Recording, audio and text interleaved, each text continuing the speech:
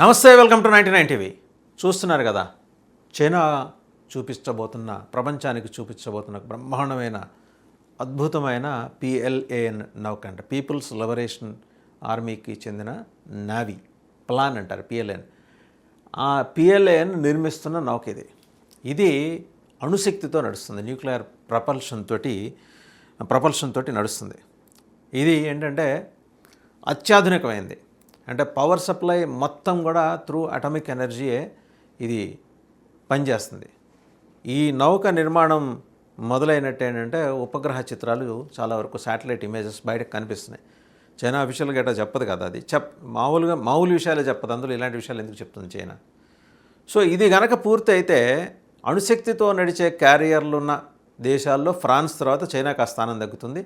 And అలాగే PLAN capacity ఏంటంటే People's liberation Army's navy capacity ఏంటంటే అమెరికా తోటి సమానంగా ఉంటుంది.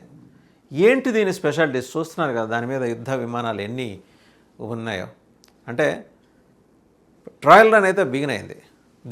దీనికి వాళ్ళు పెట్టుకున్న పేరంటే Type 004, పూర్తిగా అణుశక్తితో నడిచే క్యారియర్. ఇది లియోనింగ్ ప్రావిన్స్లోని, చైనాలో ఉన్న లియోనింగ్ ప్రావిన్స్లోని డాలియన్ షిప్ యార్డ్లో ప్రస్తుతం నిర్మాణంలో ఉంది. ఈ కనిపిస్తున్న నిర్మాణం అంతా కూడా రియాక్టర్ కంటైన్మెంట్ స్ట్రక్చర్ లాగా ఉంటుంది. ఒక షిప్ మాదిరి ఉండకపోవచ్చు, ఇది రియాక్టర్ కంటైన్మెంట్ స్ట్రక్చర్. ఎందుకంటే అణు రియాక్టర్లు ఉండాలి కదా లోపల పనిచేయాలంటే. ఇది అణు రియాక్టర్ అమెరికాకు సంకేతం అనే మాట కూడా చెప్తుంది. అంటే ఆ స్ట్రక్చర్ ఉంటే తీసుకొచ్చి అక్కడ అటామిక్ రియాక్టర్ని, న్యూక్లియర్ రియాక్టర్ని అక్కడ పెట్టబోతున్నారు. చైనా ఎంత అడ్వాన్స్మెంట్ స్టేజ్లో ఉందనేది ఇక్కడ మనం గమనించాలి. ఎందుకంటే జియోపొలిటికల్ అఫైర్స్ గమనిస్తున్నప్పుడు how strong the other countries are, ప్రత్యేకించి అబట్టింగ్ కంట్రీస్ పదే మన మీద కాలు దూతున్నట్టు కనిపించినప్పటికీ బార్డర్స్లో లోపల వాళ్ళు చేసుకుంటున్న వ్యవహారాలు అంటే ఇవి. సరే, వాళ్ళకి ఆ శక్తి ఉంది, వాళ్ళు చేసుకుంటున్నారు. రేపొద్దున ప్రపంచ యుద్ధం అంటూ జరిగితే ఇది వేసుకొని అది మిగిలిన దేశాల మీదకి ఇరుసుకుపడచ్చు.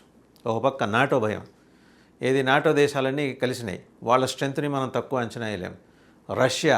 రష్యాకు తోడుగా చైనా వెళ్ళిందంటే జరగబోయే యుద్ధం తలుచుకోవడానికి భయం ఉంది.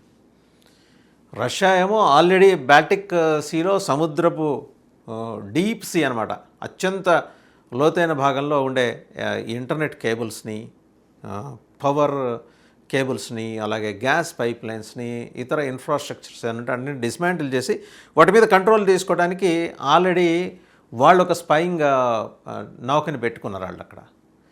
అది తీరా చాలా రోజుల తర్వాత కానీ యూకే నోటీస్ చేయలేకపోయింది. సరే, వాళ్ళు ఏదో they registered there protest with Russia, కానీ రష్యాని అలాగే పుతిన్ని మేము గమనిస్తున్నాం. మీరు గమనించే లోపల రష్యాను పుతిన్ వాళ్ళు చేసుకోవాల్సింది చేసుకెళ్ళిపోతున్నారు అక్కడ. సో నాటో దేశాలకు ఆ భయం ఉంటుంది. దానికి తోడు రష్యా తోటి గనక చైనా ఇలాంటి నౌకలతోటి ఈ Type 004 అణుశక్తితో నడిచే క్యారియర్లతోటి కనుక చేతులు కలిపితే ఆ విధ్వంసాన్ని మనం అసలు ఊహించలేం. ప్రపంచం రెండుగా విడిపోతుంది. ఓకే, నాటో దేశాలకు అమెరికా మద్దతు ఉంటే ఉండొచ్చు కాక, బట్ రష్యా చైనా అనే రెండు సూపర్ పవర్స్ కలిస్తే అందులో చైనా తయారు చేస్తున్న న్యూక్లియర్ సూపర్ పవర్ క్యారియర్ ఇది కూడా తోడైతే imagine the plight of the NATO nations. ఇలాంటి బీభత్స భయానకమైన వాతావరణాన్ని సృష్టించడానికి, యుద్ధ వాతావరణాన్ని సృష్టించడానికి అక్కడ తయారవుతున్న నౌక సైజు చూస్తే, అందులో అణు రియాక్టర్లు ఏర్పాటు చేయడానికి, అమర్చడానికి చేస్తున్న ఏర్పాట్లను చూస్తే ఎవరికైనా ఎలాంటి వాళ్ళకైనా సందేహాలు కలక్కమానదు. దీంట్లో ఉండే ఈ న్యూక్లియర్ పవర్ తోటి ఉండే ప్రాధాన్యం ఏంటంటే విపరీతమైన ఆంబిట్ వస్తుంది. అంటే ఆ పవర్ తోటి ఎంత దూరమైనా వెళ్ళిపోగలరు, ఎత్తుక్కోగల పవర్ లేదనేది. దీంట్లో ఉండేది అడ్వాన్స్డ్ సెన్సర్స్, మిషన్ సిస్టమ్స్కి కావాల్సిన అన్ఇంటరప్టెడ్ పవర్ సప్లై ఉంటుంది. అమెరికా నౌకాదళంతో పోలిస్తే కనుక టెక్నికల్గా ఉన్న చైనాకి అమెరికాకి టెక్నికల్గా ఉన్న డిఫరెన్స్ ఉంటుంది. ఆ డిఫరెన్స్ సైజ్ తగ్గిపోతుంది, కంప్లీట్గా అంతరం తగ్గిపోతుంది. ఆ స్థాయికి వాళ్ళు వెళ్తారు. ఫ్రాన్స్ తర్వాత అణుశక్తితో నడిచే క్యారియర్ కలిగిన దేశంగా చైనా నిలుస్తుంది. ఫ్రాన్స్ కన్నా అడ్వాన్స్డ్ షిప్ ఇది, వాళ్ళు వార్షిప్ తయారు చేస్తున్నారు. ఇది చాలా ఎయిర్ క్రాఫ్ట్ క్యారియర్, వార్షిప్ అనే కన్నా కూడా ఎయిర్ క్రాఫ్ట్ క్యారియర్. చూశారు కదా ఎన్ని విమానాలని అక్కడ అమర్చారు, అంటే అక్కడ అమర్చే అవకాశం ఉందో చూస్తున్నారు. న్యూక్లియర్ వార్ హెడ్స్ని మోసుకెళ్తాయి. The ship itself runs with atomic energy. Imagine China ఎంత భయోత్పాతాన్ని రేపొద్దున సృష్టించబోతోందనే దానికి ఇది సంకేతం.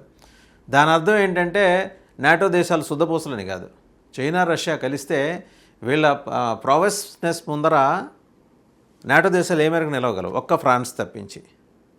ఇది ఆలోచన. అలాగని మిగిలిన 2 దేశాల దగ్గర శక్తి సామర్థ్యాలు లేవని కాదు. బలాబలాల ప్రస్తావన వచ్చినప్పుడు రష్యా చైనా కలిస్తే వచ్చే డిజాస్టర్ ఏ రకంగా ఉంటుందని చెప్పే ప్రయత్నం ఇది. 2024 మేలోనే, లాస్ట్ ఇయర్ మేలోనే శాటిలైట్ ఇమేజెస్ ద్వారా ఇక్కడ ఏంటంటే లియోనింగ్ ప్రావిన్స్లోని డాలియన్ షిప్ యార్డ్లో ఈ నౌక నిర్మాణం మొదలైంది. ఈ aircraft carrier, nuclear powered super power aircraft carrier అని చెప్పేసి తెలిసింది. ఫ్లైట్ డెక్ మాడ్యూల్లో కాట్పల్ట్ ట్రాక్స్ అని కనిపించినాయి. టైప్ 004లో 4 కాట్పల్ట్స్ ఉంటాయి, అంటే 4 డివిజన్స్ ఉంటాయి అనుకోవచ్చు. ఇది అమెరికాకున్న ఇట్లాంటి క్యారియర్స్, అమెరికాలో అయితే నిమిడ్స్ అని ఫోర్డ్ క్లాస్ అని 2 క్యారియర్స్ ఉన్నాయి, వాటితో సమానంగా కనిపిస్తున్నది అని చెప్పేసి ఒక అబ్జర్వేషన్. ఇక టైప్ 004 డిజైనింగ్ ఏంటనే దాని మీద కూడా ఇంటర్నేషనల్ డిఫెన్స్ ఎక్స్పర్ట్స్ అబ్జర్వేషన్స్ ఎలా ఉన్నాయంటే, లియోనింగ్ అలాగే షాండాంగ్ కంటే ఇది అధునాతనంగా ఉంటుందట. అంటే ఇంతకుముందు వాళ్ళకున్న ఎయిర్క్రాఫ్ట్ క్యారియర్స్ కన్నా. ఇది ఎమాల్స్తో అమరుస్తారు దీన్ని. అంటే ఎమాల్స్ అంటే ఎలక్ట్రోమాగ్నెటిక్ ఎయిర్క్రాఫ్ట్ లాంచ్ సిస్టమ్ అమరుస్తారు. చూడండి ఎంత అడ్వాన్స్మెంట్ అక్కడ కనిపిస్తుంది సైన్స్ అండ్ టెక్నాలజీ చూస్తే. ఎయిర్ వింగ్లో J-35 స్టెల్త్ ఫైటర్, అలాగే డెవలప్ చేసిన J-15 KJ-600 AEW&C drones, helicopters, ఎన్ని వేరియంట్స్ ఉన్నాయి చూడండి ఎయిర్క్రాఫ్ట్స్లోను హెలికాప్టర్స్లోనే. ఎయిర్ వింగ్ ఏకంగా J-35 స్టెల్త్ ఫైటర్స్.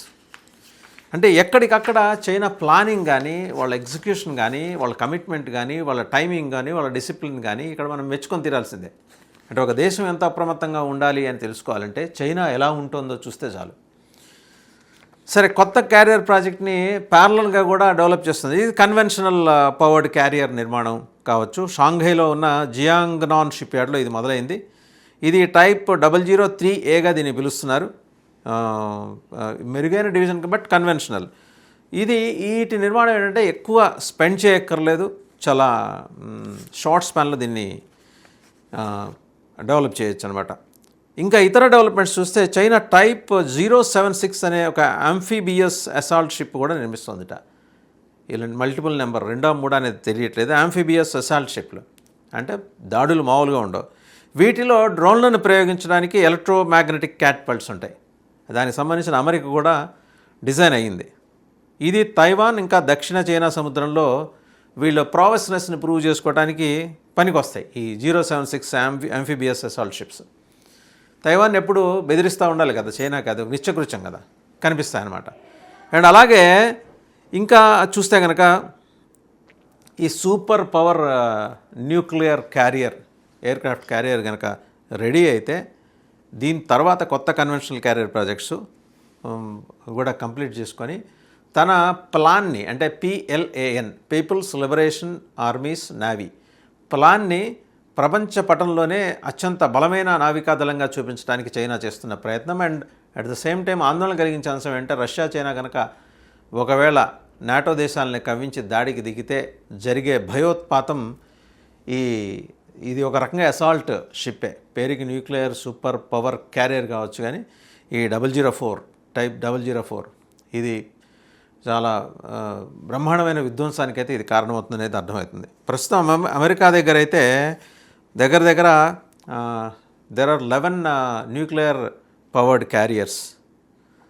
సో ఇప్పుడు దాన్ని అధిగమించడం కోసం చైనా ఈ నిర్మాణం చేపట్టింది. ఈ న్యూక్లియర్ సూపర్ పవర్ క్యారియర్ నిర్మాణం చేపట్టింది. కంప్లీట్గా 4 డివిజన్స్ ఉంటాయి ఇందులో. ఒక్కొక్క డివిజన్ అన్నీ డెవలప్ చేసుకుంటూ అణు రియాక్టర్స్ని మొత్తంగా అణు రియాక్టర్స్ని అక్కడ ఏర్పాటు చేసుకోవటం.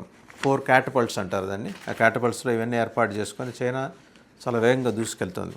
ఒకటి గమనించాలి, చైనా కానీ రష్యా కానీ దూకుడుగా ముందుకెళ్తే ఈ ప్రపంచంలో ఉన్న మిగిలిన దేశాల పరిస్థితి ఏంటి, ప్రత్యేకించి నాటో దేశాల పరిస్థితి ఏంటి అనేది. So it all depends upon Ukraine వార్లో విజేతలు ఎవరు, పరాజితులు ఎవరు అనే దాని మీద ఇది ఆధారపడి ఉంటుంది.